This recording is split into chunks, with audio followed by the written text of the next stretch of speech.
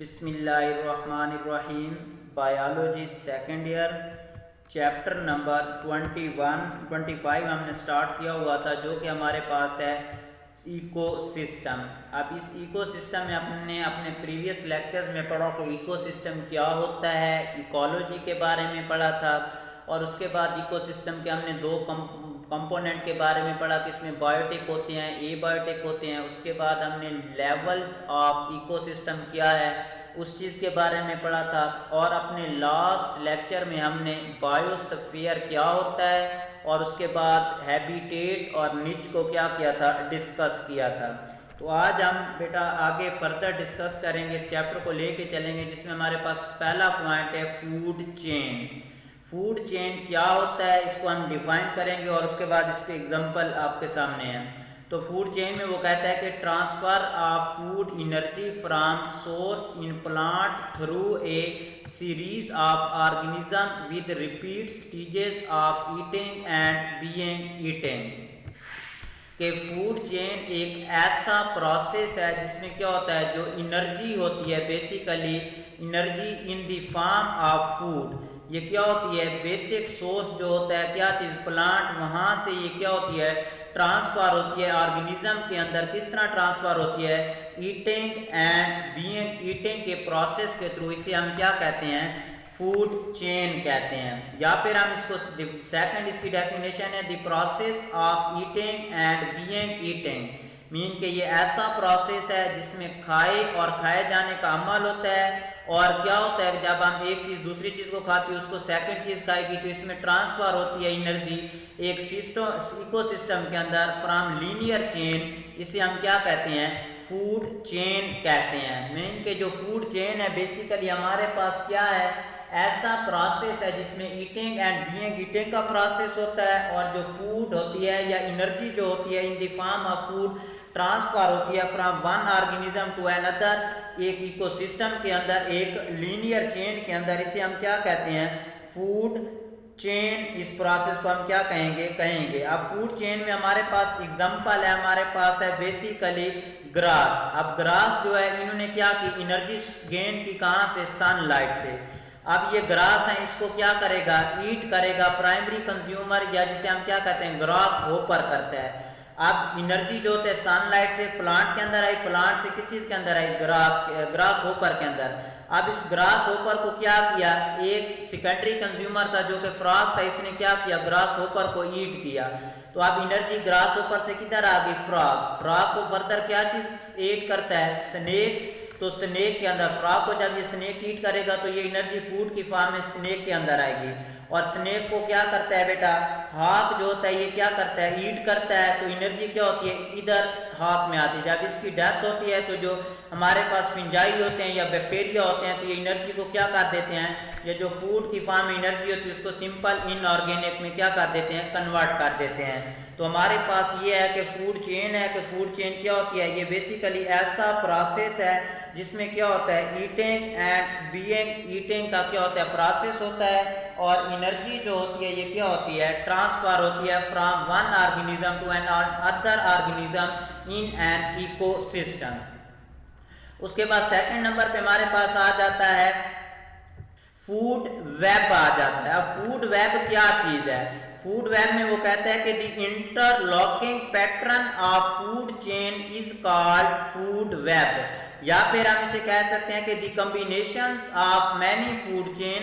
जब बहुत sea food chain आपस में कंबाइन होती हैं तो इसे हम क्या कहते हैं, फूड वेब कहते हैं। और वो कहते हैं कि इन food web most of animal eat more than one type of food at different times, कि जो एक एनिमल होता है वो क्या करता है, डिफरेंट टाइप ऑफ फूड को क्या करता है, ईट करता है। अब यहाँ पे हमारे पास डिफरेंट टाइप ऑफ क्या चीज है, फूड चेन है। अब यहाँ पे हमारे पास ये बेरीज है, बेरीज से क्या चीज आ जाता है, ग्रीन फ्लाई आ जाता है, लेडी बर्ड आ जाता है, एंड ड्रैगन फ्लाई आ जाता है। दूसरा हमारे पास अगर फूड चेन देखते हैं तो ये हमारे पास क्या चीज आ जाती है, बेरीज के बाद बटरफ्लाई, बटरफ्लाई के बाद क्या चीज आ जाता है, फ्रॉग आ जाता है।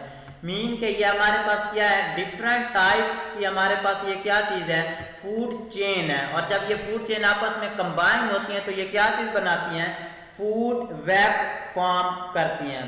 तो अब यहाँ पे अगर हम देखते हैं एक फ्रॉग है हमारे पास फॉर एग्जांपल, तो फ्रॉग क्या है, यहाँ पे वो कहते हैं कि फूड वेब के अंदर जो एक एनिमल होता है more than one type of food क्या करता है, ईट करता है। यहाँ पे फ्रॉग है तो फ्रॉग क्या करता है, बटरफ्लाई को भी ईट कर सकता है, ग्रास होपर को भी क्या करता है, ईट करता है। और अगर यहाँ पे हम क्या करते हैं, बाज की एग्जांपल लेते हैं, तो बाज जो होता है ये क्या है, स्नेक को भी ईट कर रहा है डिफरेंट फूड चेन के अंदर, ये क्या कर रहा है, बर्ड है इसको भी ईट कर रहा है, माउस है इसको भी ईट कर रहा है, इसी तरह रैबिट है तो इसको भी ये क्या कर रहा है, ईट कर रहा है। तो इसमें क्या होता है, जो एक एनिमल होता है फूड वेब के अंदर वो क्या करता है, एक से ज्यादा टाइप ऑफ एनिमल को as a source of food eat कर सकता है। और इसमें क्या होता है, इसमें ये होता है कि जो डिफरेंट फूड चेन होती है ये आपस में कंबाइन होती हैं।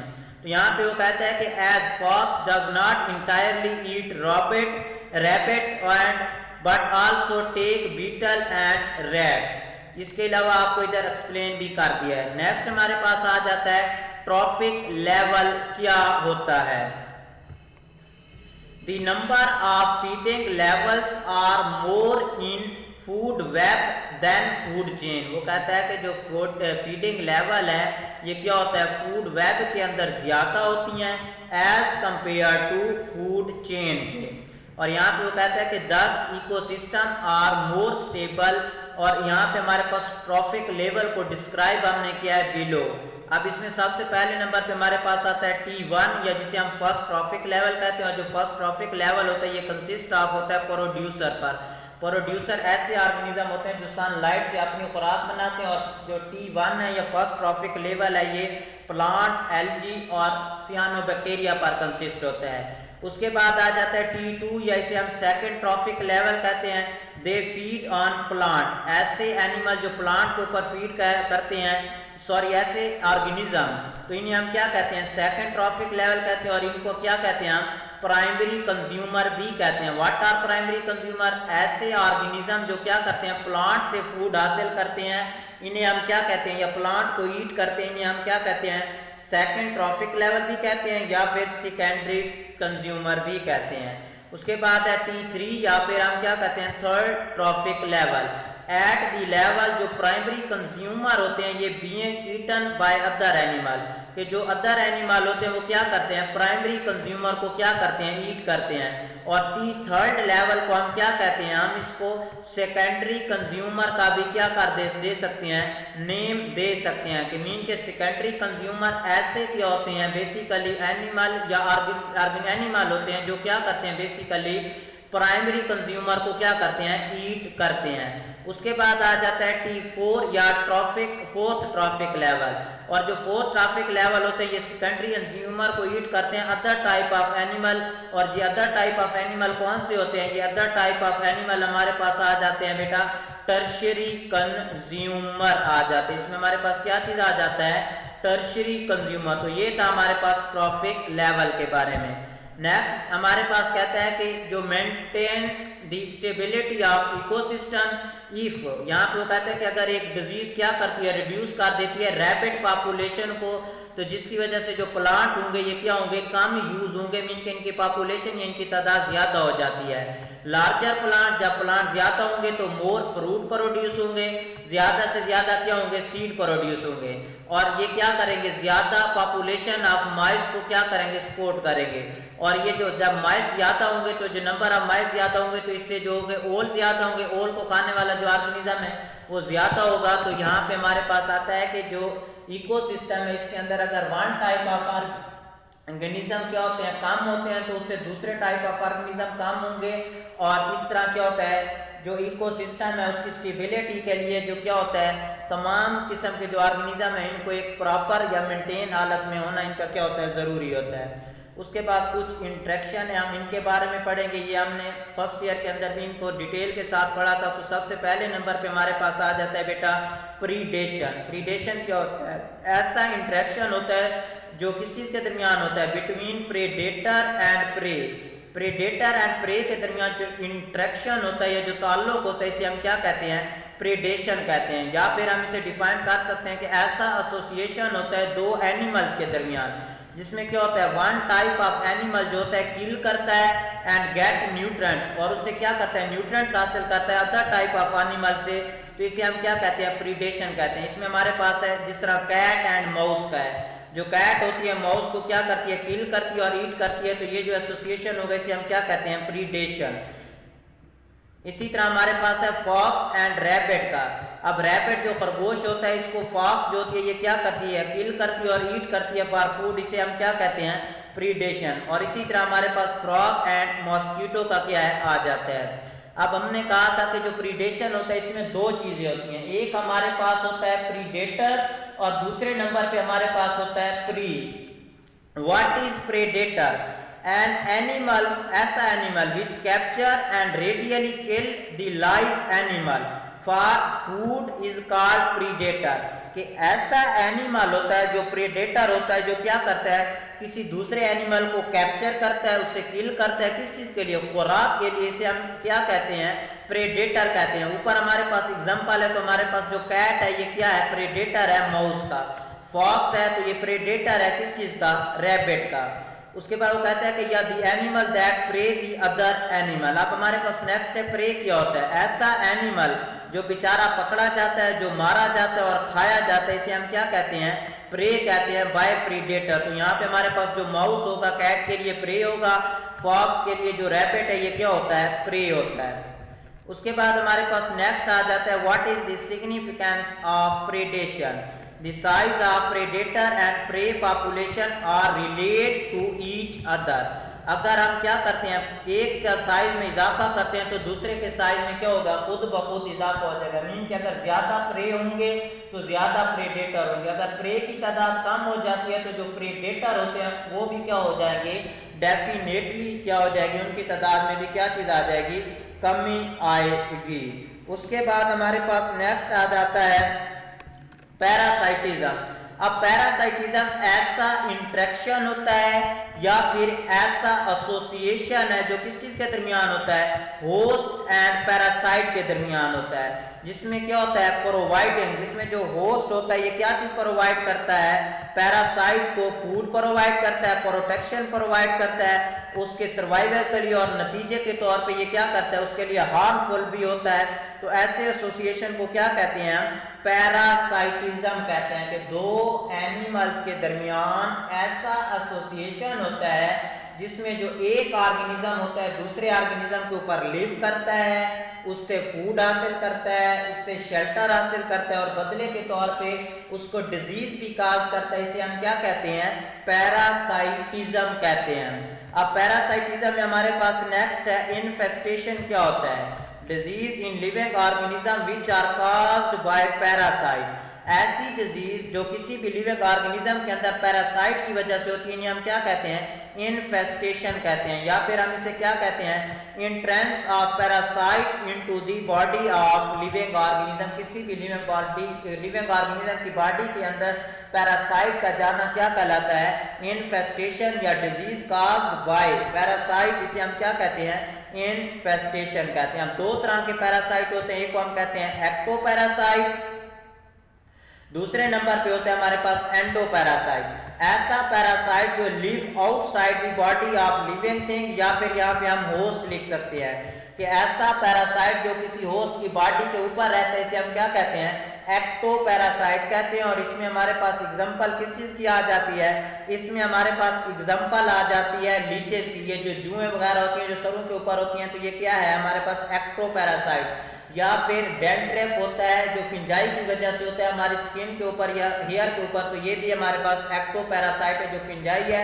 या फिर लाइसेस आ जाता है। उसके बाद एंडोपैरासाइट। एंडोपैरासाइट ऐसे पैरासाइट होते हैं जो लिव करते हैं inside the body of living thing. Mean कि ऐसा पैरासाइट जो किसी दूसरे लिविंग ऑर्गेनिज्म की बॉडी के अंदर रहते हैं, इसे हम क्या कहते हैं, एंडोपैरासाइट रहते हैं। इससे वो खुराक हासिल करता है, इससे वो शेल्टर हासिल करता है, इससे वो क्या करता है, बदले के तौर पे नुकसान भी पहुंचाता है, जिसे हम एंडोपैरासाइट कहते हैं। इसमें टैप वर्म और राउंड वर्म एंडोपैरासाइट की क्या चीज आ जाएंगी, एग्जांपल। उसके बाद है नेक्स्ट है म्यूचुअलिज्म। म्यूचुअलिज्म क्या होता है, ऐसा एसोसिएशन होता है दो ऑर्गेनिज्म के दरमियान जिसमें क्या होता है, दोनों जो करते हैं बेनिफिट हासिल करते हैं। इसमें हमारे पास एग्जांपल आ जाती है insect and flower, lichen, root and nodules bacteria and mycorrhiza. Mutualism एक ऐसा एसोसिएशन होता है जिसमें क्या होता है, दोनों ऑर्गेनिज्म क्या करते हैं, बेनिफिट्स हासिल करते हैं। इस तरह का जो एसोसिएशन होता है इसे हम क्या कहते हैं, म्यूचुअलिज्म कहते हैं। अब हमारे पास बेटा म्यूचुअलिज्म में वो कहता है कि एग्जांपल है इंसेक्ट एंड फ्लावर की, ये किस तरह एक दूसरे के लिए बेनिफिट है।